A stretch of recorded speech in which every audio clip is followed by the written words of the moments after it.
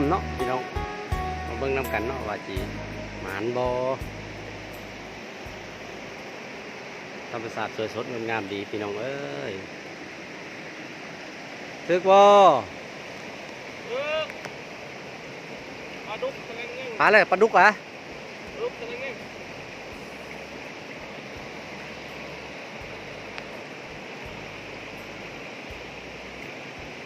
เมื่อคืนก็ยามแล้วเนาะดังนี่เนาะก็ถือว่าได้อยู่ประมาณ3 โลเนาะดังนี่เนาะอันนี้มายามหอบเช้าเนาะโอ้ยปลาเลย กระเพราก ระเพราก ระเพราใหญ่ กระเพราใหญ่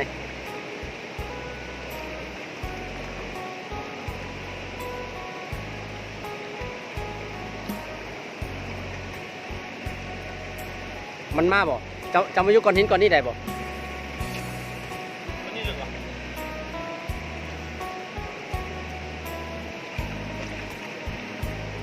รูปเลย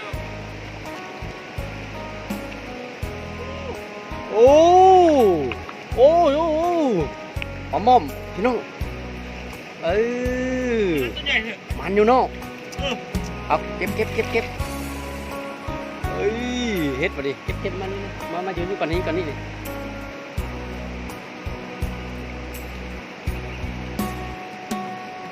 อ๋อตัวแล้วบอกไง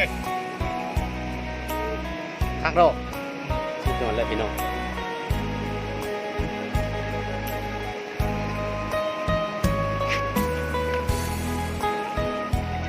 โอ้เอ้ยนี่อันนี้ปลาเผาเนาะ กระเพรา ปลาเผาก ระพีตัวด นี่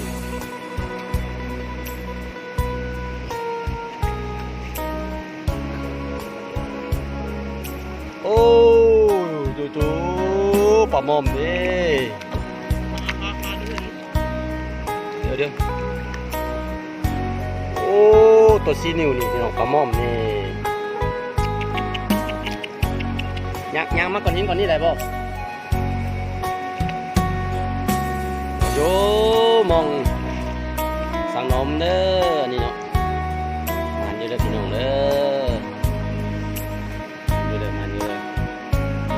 ดังน้ำมาเรื่อยๆขาวจุดปุ้น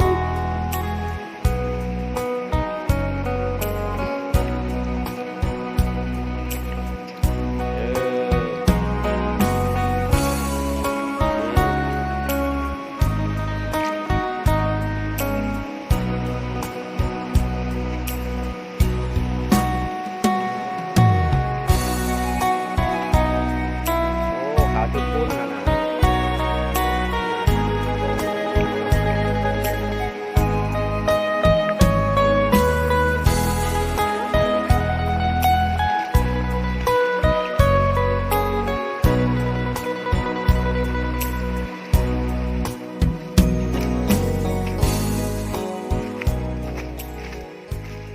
ด่างที่2เนาะด่างที่2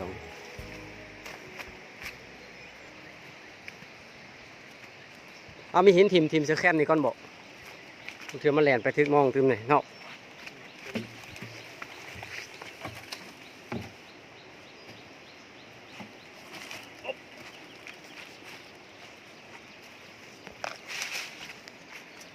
1 2ปั๊มเล่นน้ำกัน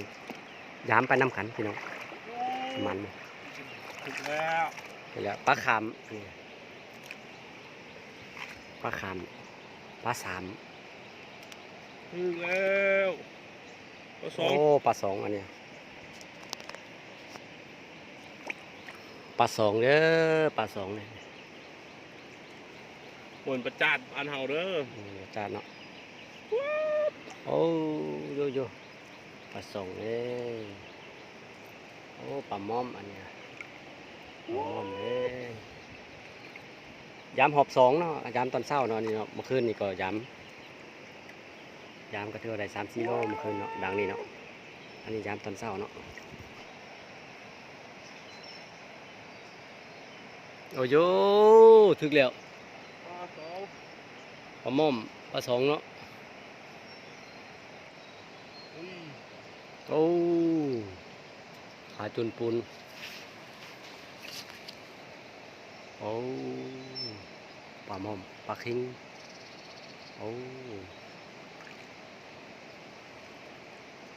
เบอร์ไม้แล้วจังไหวตำหนังก็ได้อะเนาะ โอ้งูงูงูว้ายปลาลาด ปลาลาดเห็ดงงไปแล้วขาดเลยเนาะ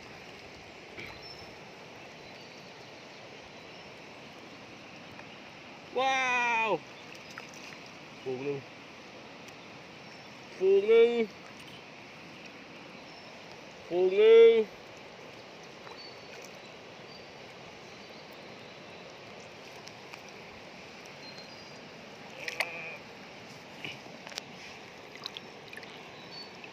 เอ้ยหลุดวะ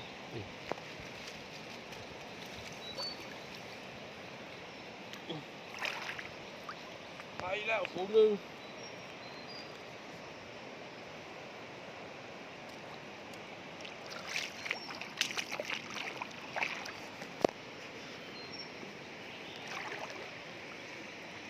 โอ้ปลาดุกก็ได้เนาะ แม่น เอาปลาหม โอ้ อม ปลาหมอใหม่ไง หมอมไงเมื่อดังนี่นะประมาณโลปลายเนาะ เออ โลปลาย2 โลสุดหลังนี่นะ น่าจะพอ สุดยอดเลย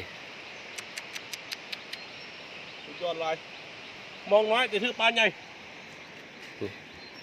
ตัว3 นิ้ว เอ